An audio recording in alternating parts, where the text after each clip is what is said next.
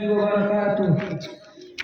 الحمد لله رب العالمين والصلاة والسلام على رسول الكريم أما بعد فأعوذ بالله من الشيطان الرجيم بسم الله الرحمن الرحيم. يا أيها الذين آمنوا استعينوا بالصبر والصلاة إن الله مع الصابرين.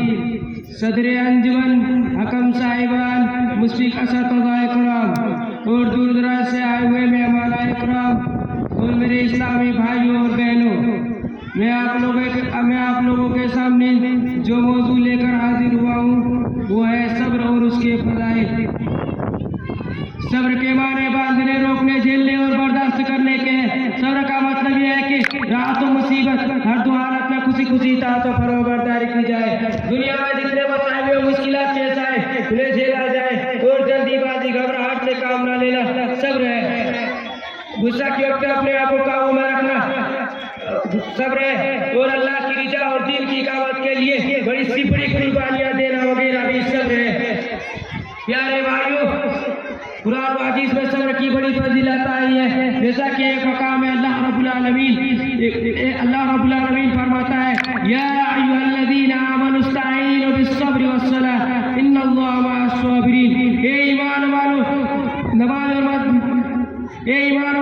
صبر اور نماز سے مدد حاصل کرو، بے شک اللہ رب العالمین صبر کرنے والوں کے ساتھ ہے.